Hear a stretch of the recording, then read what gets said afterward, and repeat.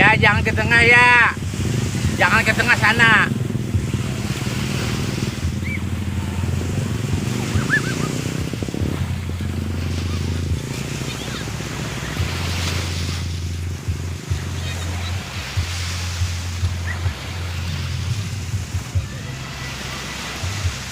Satu fasilitas yang bisa membuat para pengunjung di Pantai Kubu, khususnya tepatnya di pinggir pantai, homestay-nya dengan harga yang terjangkau lumayan murah bagi pengunjung.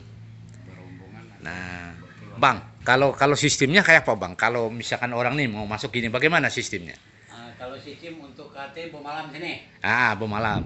Nah, jadi kita kasih bantal, tikar, itu per orangnya 50.000. 50.000 ya? Nah, dia kalau mau bisa, kalau dia nggak usah makan di warung, dia beli udang ikan masak sendiri di homestay sini. Nah, kita siap tempat masak, WC, tempat pembakaran ikan siap.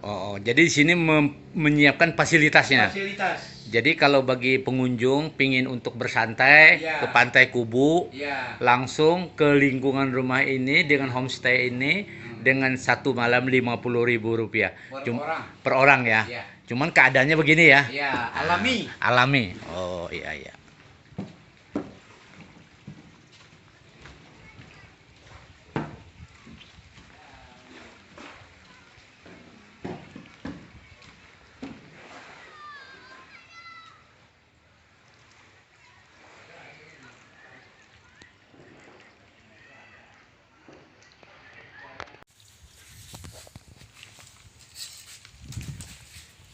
Ini meriam apa namanya nih, Bang? Ini meriam POC 1602 kan masuk Indonesia. Jadi 418 tahun yang lalu. Sebelum Kesultanan kita masuk ke Kota Waringin. Kota Waringin Barat. Kalau Kota Waringin Barat kan masuknya Kesultanan Kota Waringin itu kan 1673. Nah, dulu ini karena ini 1602. Meriam ini kenapa kada dipelihara, Bang lah? Nah, memang tidak ada untuk pemelihara itu tidak ada. Nah, jadi Kubu ini bernama Desa Kubu ini berasal dari pertahanan POC. Bernama Kubu. Jadi meriam yang ada di sini ada 6 di Tanjung Kubu ini. Di Tanjung Rema itu ada 2. Oh, jadi ada 6 meriam, Bang lah. 6 meriam. Kalau ini, Bang, panjangnya berapa? Panjangnya ini sekitar 3 meter. 3 meter. 3 meter lah.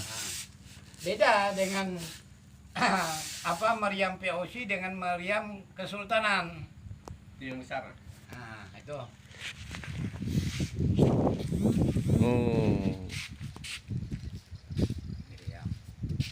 Kalau meriam Kesultanan kan pendek bertulis Arab, itu kan dari Turki. Kalau ini? Kalau ini kan POC ini kan dari Nederland. Oh, Belanda. Belanda 1602. POC itu kan perusahaan dagang bangsa Belanda, jadi dia berdagang sambil menjajah. Verenigde of Indies and Company itu POC itu kepanjangannya. Jadi pada intinya ini sudah berapa tahun di sini, Bang? Sejak tahun 1602 POC masuk Indonesia. Jadi 418 tahun sudah ada di sini dia. Sudah ada di sini lah. Ada di sini.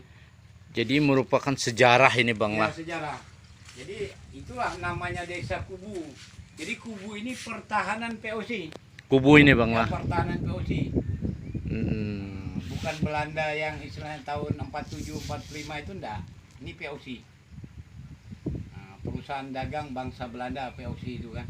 Jadi dia datang ke Indonesia yang dipimpin oleh Panderhoutman 1602 itu. Oleh Panderhoutman. Inilah. Jadi jauh sebelum Kesultanan kita berdiri di Kota Waringin ini. Dia sudah ada ini. Sudah ada ini. Meriam ini, Bang. Meriam ini. Tapi ini memang bentuknya ada tempatnya kah Bang, atau memang posisinya di sini? Karena 400 tahun yang lalu kita kada tahu lah. Mungkin dia ada pakai kereta. Oh. Kereta. Kan tinggi. Sini ada kereta. Kan gitu. Ada kereta ini. Ada kereta. Nah, untuk membuat menembakkan itu dikasih peluru. Baru dibikin sendawa, dimasukkan sendawa. Baru dibakar. Oh. Ini wadah sendawanya nih. Oh, ini Bang lah. Sendawanya tepat Lubangnya adalah. Sendawa. Ini bukan besi biasa. Kalau 400 tahun yang lalu besi habis sudah. Ini namanya gangsa. Kalau besi habis. Ini nih Bang. Iya.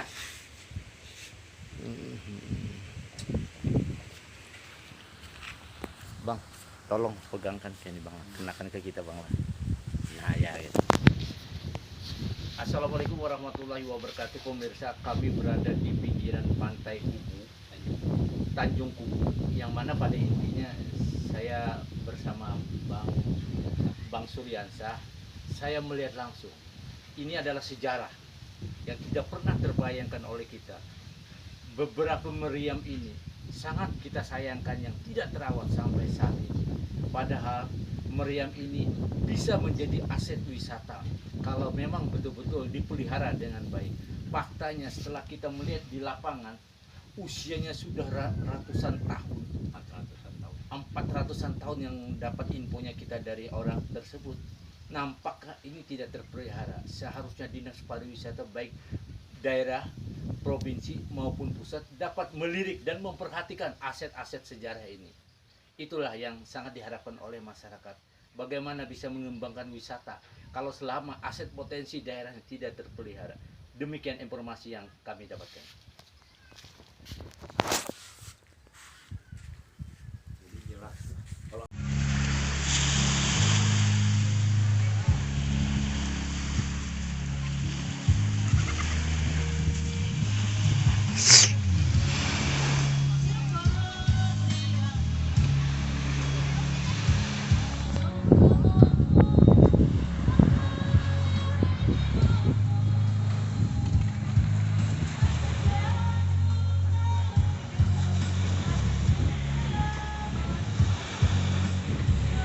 Saat pandemi ini artinya dengan protokol kesehatan Ya, nampaknya ini berpengaruh semua ya. berpengaruh semua. Sehingga jauh daripada kerumunan-kerumunan ya. Apa segala. Dan juga yang utama itu berdampak sekali itu dalam hal masalah ekonomi. Apalagi kan istilahnya kami sebagai penggiat pelaku wisata yang ada di sini, karena dengan adanya aturan ini, terutama kan pengunjung tidak boleh, sehingga usaha masyarakat yang dalam hal pelaku wisata ini memang agak macet. Mulai Agak terkesan macet. lumpuh gitu. Boleh dikatakan lumpuh lah dalam hal ini kan. Ya terutama juga di daerah pesisir khususnya Kumai, memang masyarakatnya memang mayoritas nelayan. Apalagi kan masalah kita pada umumnya Kalteng khususnya Kobar, kalau laut ini memang hampir tidak bisa diharapkan. Oh itu ya Bang. Tidak bisa diharapkan. Dari jenis kerang, udang, ikan, kepiting itu memang susah. Alasannya kenapa Bang? Sejak kita mula tahun 80, ya Indonesia kan mulai ekspor udang dan ikan. Makanya sekitar 40 tahun ini kan orang semuanya masalah usaha kan banyak di laut untuk daerah pesisir. Dengan adanya itu sehingga terlalu banyak pencarinya, bahkan bukan hanya khusus orang Kalteng, bahkan dari Sumatera pun, dari Pati, dari Demak, Kudus, Indramayu pun ke laut Kalteng. Oh. Gitu. Jadi pengaruh ekonomi masyarakat dulunya nelayan, Ya. tapi semakin terbukanya nelayan untuk para nelayan lain, Ya. sehingga melumpuhkan nelayan yang ada di sekitar sini ya. Di sekitar sini. Dan juga penggunaan alat. Sehingga pengontrolan pun tidak ada kelihatannya. untuk nelayan-nelayan di daerah Laut Kalteng ini. Nah itu yang masalah memang kalau Kobar nih memang kedepannya memang masalah wisata. Nah, karena kabupaten ini kalau menurut saya itu tidak ada kabupaten, tidak ada duanya. Kenapa? Tidak ada kabupaten punya 7 daerah lindung di Indonesia. Cuma Kobar. Dia punya hutan taman nasional, punya hutan taman wisata alam, dia punya taman laut, dia punya hutan raya, dia punya hutan lindung, dia punya hutan suaka marga satwa, dia punya hutan kemasyarakatan. Di Indonesia tidak ada kabupaten punya begini. Dan satu-satunya di Kalteng yang punya kesultanan cuma di Kobar juga. Nah inilah dengan potensi yang luar biasa ini. Kalau memang itu dari masyarakat maupun pemerintah daerahnya bisa betul-betul bagaimana dalam hal pengelolaan ini, dalam hal ini promosinya, ya mungkin masyarakat Kobar ke depannya itu hanya semuanya makan di wisata. Baik yang punya hotel, yang punya mobil, yang punya klotok, yang jualan, semua itu. Jadi di sini merupakan aset yang cukup besar, cukup besar, sehingga bisa memberi peluang ekonomi pada masyarakat itu pada sendiri. Masyarakat, dan juga ditambah hutan mangrove mungkin terlengkap spesiesnya di Indonesia di sini. Kita punya 6.793 hektar areanya, spesiesnya terbanyak di Indonesia. Di sini kita punya padang lamun 200 hektar, 4 spesies. Kita punya 5 gugusan terumbu karang. Kita punya duyung, pesut, penyu, lumba-lumba. Tuh kita punya Kobar. Nah, cuma kendalanya kalau menurut saya, kendalanya kita airport. Kita punya airport ini punya militer. Jadi tapi agak susah. Dalam konteks untuk penerbangan masih keterbatasan. Masih keterbatasan. Tapi di sisi lain untuk wisata ini cukup lumayan besar. Cukup lumayan, tidak ada duanya potensinya itu. Tapi harapan sampean selaku penggiat pariwisata, apa harapan sampean? Harapan saya terutama dengan pemerintah daerah itu mudah-mudahan airport kita lanjut yang ada di Bogamini, itu aja. Itu harapan. Jadi paling utama paling tidak untuk transportasinya ya. Iya, transportasi udara yang mana sudah diwacanakan untuk rencana kemarin di Bogab itu bisa terkabulkan. Terlanjutkan lah, berlanjut istilahnya kan. Karena walaupun jangkanya berapa tahun, cuman tetap berlanjut. Itu aja harapan. Jadi ada bungkam di situ aja gitu. Ada bungkam di situ karena itu sebagai ujung tombak. Karena didorong dengan pariwisata yang cukup besar tadi gitu ya. Cukup besar tadi kan. Itu. Bang, kalau untuk kita melihat kubu ini, kalau pembangunannya bagaimana, Bang? Kalau dalam pembangunan ekonomi masyarakat lah, ya memang agak lumayan kalau untuk dalam segi masyarakat ekonominya. Nah, kalau dalam segi pembangunan infrastruktur maupun apa ya cukuplah sudah kelihatannya. Kan? Jadi pemerintah daerah cukup memperhatikan sarana prasarana khususnya untuk di lingkungan Desa Kubu ini ya. Kubu. Jadi cukup terbantu gitu ya. Terbantu apalagi dalam hal masalah wisata kan cukup terbantu kan kita. Nah, harapannya Bang terkait dengan pandemi Covid ini apa sih yang bisa mendorong pariwisata ini supaya cepat pulih kembali? Jadi harapan saya dalam hal pandemi ini, COVID-19 ini, masyarakat haruslah ikut dari protokol kesehatan. Prokesnya ya. Prokes dari pengunjung ataupun masyarakat. Itu aja harapan. Jadi pada intinya untuk mentaati aturan protokol kesehatan, sehingga perekonomian sini bisa jalan, bisa menjaga jarak. Oke, Abang sebagai apa Bang kerja sekarang nih Bang? Kalau di sini kita hanya sebagai apa boleh dikatakan apa? Tetua di sini ya? Bukan, kita sebagai kolektor parkir aja. Cuma dalam hal masalah wisata, masalah lingkungan, ya kita memang dikenal lah. Sudah menguasai itu Bang? Menguasai. sehingga untuk perekonomian pendapatan asli daerah juga bisa tertingkatkan dari sini gitu Bang. Iya, tertingkatkan dari masalah wisata. Oke Bang, makasih Bang. Kita dalam keadaan pandemi Covid, yang mana Abang ini kan salah satu warga masyarakat Kumai ini, melihat jauh terkait dengan pariwisata yang ada di Kumai ini kan. Nah, apa langkah-langkah ke depannya? Saat ini kan Bupati sudah mulai membuka nih untuk pariwisata. Nah, mungkin apa langkah-langkah? Ya, pada intinya setelah terjadinya pandemi COVID-19 ini, kalau kita lihat beberapa sektor terutama perekonomian agak merosot. Tapi alhamdulillah untuk wilayah pesisir ada satu ide pengembangan daripada teknik kepariwisataan mandiri. Jadi di mana per wilayah dari mulai Sungai Bakau, Teluk Bogam, Keraya itu mengembangkan pariwisata mandiri dalam pusat melayani masyarakat dalam kuliner tanpa mengindahkan protokol kesehatan. Mana mereka menciptakan gazebo-gazebo dengan jarak yang sangat sesuai dengan protokol kesehatan. Jadi di samping masyarakat dapat menikmati daripada fasilitas daripada keindahan alamnya, mereka dapat difasilitasi juga dengan kuliner, di mana mereka ketika ada satu kebijakan bahwa adanya PSBB dan sebagainya, mereka mengikuti aturan itu. Tapi alhamdulillah dengan mereka mempersiapkan fasilitas pariwisata mandiri ini, sehingga ketika ada kebijakan Ibu Bupati kita tentang bahwa dibukanya yaitu wilayah wisata kita, dan alhamdulillah kesiapan sarana prasarana wisata mandirinya terutama pendirian gazebo-gazebo itu dapat berjalan dengan baik. Seperti yang ada di Sungai Bakau itu ada namanya Pantai Bersama atau Bakau Sejahtera Mandiri. Di situ alhamdulillah sangat cantik pantainya ketika ditata dengan gazebo-gazebo. Kemudian di Teluk Bogam itu namanya ada Pantai Anum. Bahkan Pantai Anum menyediakan fasilitas kolam renang dan sebagainya.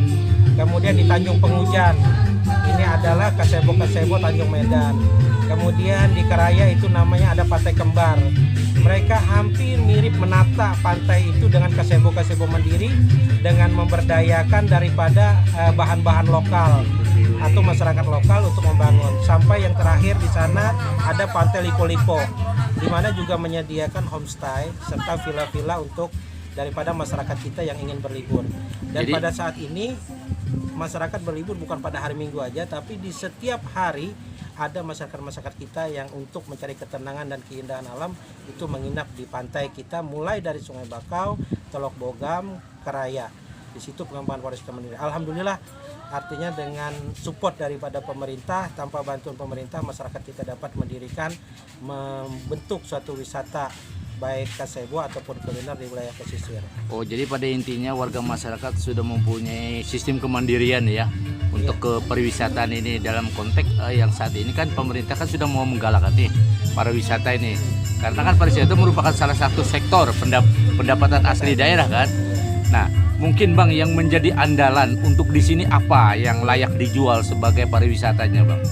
Jadi sebenarnya wilayah pesisir ini kan mendominasi pantainya. Nah, apalagi sekarang juga pemerintah mengembangkan daripada daerah mangrove. Jadi sekarang ada dua aset pemerintah yang bisa kelola menjadi andalan. Yang pertama yaitu pantai mangrove, di mana di Sungai Bakau juga sudah dibangun daripada wisata mangrove. Yang kedua pantai pesisir. Nah, di daerah pesisir ini ada wilayah tertentu yang dikejar wisatawan, baik wisatawan lokal ataupun wisatawan asing, yaitu tentang sunset. Jadi dari Tanjung Pengujan, dari Keraya yang dikejar itu. Dan alhamdulillah kemandirian ini tidak terlepas dari pembinaan kita yang tidak terlalu formal. Ketika kita melihat aset pantai kita ini sangat cantik dan bagus, dengan keadaan COVID-19 ini sehingga yang membelenggu perekonomian kita, masyarakat geliat membangun dengan seadanya sehingga menciptakan pantai lebih indah dan menarik wisatawan lokal ataupun wisatawan asing. Nah, sekarang mungkin harapannya baik kepada mancanegara maupun kepada internasional terkait dengan adanya salah satu wisata yang ada di Bogam, di ada termasuk di Sungai Bakau, mungkin harapannya apa Bang kepada warga, terutama bagi penonton lah dulu ya? Ya, ada beberapa harapan. Yang pertama, kita tinggal mengkonsolidasikan kepada pemerintah. Bagaimana pemerintah dapat menunjang kembali. Artinya kalau masyarakat ini membangun pariwisata mandiri ini dengan apa adanya saja, seadanya saja, nanti bisa dikembangkan lagi dengan bantuan pemerintah yang lebih modernisasi ataupun yang lebih membuat lebih bagus lagi. Itu untuk pemerintah. Kemudian pembinaan yang berhubungan dengan sektor pariwisata. Nah, harapan kita dari pengunjung, artinya karena kita ini mempunyai aset yang sangat bagus, jadi kita tidak perlu lagi harus mencari di mana untuk ketenangan diri batin kita, untuk mencari ketika dalam sepekan kita untuk melepas lelah, maka yang berada di Sungai Bakau, di Teluk Bogam, di Tanjung Pengujan, di Keraya, bahkan insya Allah di sebuah itu ada lagi pantai yang lebih cantik yang sebentar lagi akan dikembangkan juga secara mandiri. Jadi harapan kita, coba kita memberdayakan budaya lokal kita, apa yang ada kita manfaatkan sehingga meningkatkan perekonomian masyarakat, apalagi pada akhir-akhir terjadinya pandemi COVID-19 ini. Artinya masyarakat jangan terbelenggu sehingga tidak bisa melaksanakan aktivitas dengan adanya protokol kesehatan. Intinya kita tetap mengikuti aturan pemerintah, protokol kesehatan tetap kita jalankan sesuai standar yang sudah ditentukan oleh pemerintah. Jadi pada intinya paling tidak untuk wilayah wisata ini meningkatkan imun ya. Siap. Jadi dengan adanya imun mungkin salah satu penyakit dalam COVID mungkin bisa terhindar begitu ya. Jadi ada satu konsep di mana salah satu penyakit menyerang tubuh kita itu apabila imunitas kita lemah. Nah, imunitas lemah itu kadang-kadang kita juga ditekan dengan stres atau stres pada diri kita dengan keadaan kondisi. Nah, salah satu terapi yang sangat baik di dalam meningkatkan stres, yang pertama kita memandang pantai, memandang laut, kemudian menerima angin yang segar yang akan mencerna di otak kita sehingga membuat kita menjadi refresh. Nah, dengan ada refresh itu maka imunitas kita meningkat. Yang kedua, ditambah dengan makanan-makanan. Nah, pada saat ini banyak produk laut yang dihasilkan dari laut itu terbelenggu dengan COVID-19 sehingga tidak bisa pemasaran yang lebih baik. Nah, dengan adanya dibuka beberapa kuliner, hasil tangkap nelayan itu akan diproduk sendiri oleh pusat-pusat kuliner seperti di Sungai Bakau, di Teluk Bogam, di Keraya yang akan disajikan kepada masyarakat dalam keadaan segar. Sehingga mungkin itu salah satu juga akan menunjang kita meningkatkan imunitas kita dan untuk mencegah daripada COVID-19 ini. Oke, terima kasih Bang. Demikian wawancara kami dengan Bang siapa? Lupa namanya. Said Samsudinur, salah satu tokoh pemuda yang ada di Kecamatan Kumai. Untuk ke pariwisataan Bang, apakah memang sudah dibuka full atau masih setengah-setengah atau bagaimana Bang? Jadi dari kebijakan pemerintah daerah setelah melalui hasil rapat Satgas Covid, memang sudah ada penetapan bahwa kemarin tanggal 2 itu sudah ada reaktivasi atau pembukaan kembali untuk kegiatan pariwisata. Kemudian untuk tentunya bagi tempat destinasi atau tempat wisata yang akan membuka kegiatan, diharapkan memang adalah tempat wisata yang sudah memiliki protokol peralatan maupun SDM yang sudah menjalankan protokol kesehatan. Prokesnya harus jelas gitu. Ya, tentunya itu yang kepada tempat wisatanya ya. Nah, dengan demikian memang ketika masyarakat juga melakukan kegiatan berwisata itu tempat wisatanya sudah memiliki sarana prasarana, SOP, juga SDM yang Memadai. menjalankan protokol kesehatan. Kemudian mengenai carrying capacity sesuai dengan surat edaran tersebut diharapkan memang maksimal 50%. 50%. Sesuai dengan surat edaran. Kalau kita melihat dari kapasitas dibukanya wisata ini, apakah ini termasuk mancanegara atau hanya lokal? Domestik. Domestik ya. Artinya domestik hanya Indonesia aja ya. Ya. Sementara untuk mancanegara, Untuk mancanegara tentu menyesuaikan dengan keputusan pusat. oh, Jadi bagaimana pengaturan mengenai wisata mancanegara nanti pengaturannya oleh Kementerian. mekanismenya di sana ya Pak. Ya. Pak, kalau kita melihat di Kubu, di Bogam, di Sibuai, ini kan wisatanya cukup menarik gitu. Nah, kira-kira langkah-langkah apa pembinaan untuk dinas pariwisata untuk langkah-langkah ke sana gitu? Untuk mungkin apakah membuat penempatannya atau bagaimana? Ada enggak langkah-langkah pembinaannya ke sana, Pak? Tentunya kalau untuk yang di Tukang Raya ini alhamdulillah baik dari pemerintah desa maupun masyarakat ini kan cukup antusias juga mengembangkan bidang usaha pariwisata, baik melalui kegiatan mereka mengembangkan tempat-tempat usaha maupun dari ketersediaan sarana fasilitas yang ada, seperti ada homestay, kemudian ada hutan mangrove kan gitu ya. Kemudian juga sebenarnya ada rencana akan pengembangan dari berbagai produk turunan kelapa yang disesuai dan lain sebagainya. Jadi tentunya ini secara bersama masyarakat juga mengembangkan berbagai atraksi maupun kegiatan masyarakat. Namun juga tetap yang harus diperhatikan adalah protokol kesehatan. Saya dengar-dengar di Kuma itu memang ada meriam, nggak, Bang? Nah, kalau itu saya yang dimaksud di mana? Di daerah Kubu itu, di Kubu gitu katanya ada meriam katanya. Nah, Apa benar nggak bisa diolah, dioles menjadi ajang wisata, orang bisa melihat? Apa benar nggak itu? nah itu tentunya itu ke wisata sejarah ya. Ah. Nah, tentunya ke wisata sejarah ini perlu kita mengidentifikasi, kemudian mengetahui ya secara lebih lengkap. Lebih lengkap. Tentu informasi-informasi harus dihimpun dulu, Iya, ya iya. kan, agar nanti masyarakat memperoleh informasi yang jelas mengenai data kesejarahannya dan lain sebagainya. Bukan asal-asalan gitu, Bang. Lah iyalah. Tapi memang ada meriam lah, Pak, kalau di daerah pesisir itu katanya. Saya mendapat informasi katanya ada, cuman saya sendiri belum lihat. Oh, belum lihat. Saya sendiri belum. Oh, itu ya. Jadi saya secara pribadi belum lihat. Nah, mudah-mudahan nanti di kesempatan lain ketika kita monitoring nanti bisa. Berapa tahun sudah Bapak menjabat sebagai Kadis Pariwisata? 1 tahun berapa ini ya? Kalau dari 2018 ya, Agustus 2019 ya, 2019 ya, 1 tahun lebih lah ya. Udah terasa ya, Pak? Ya.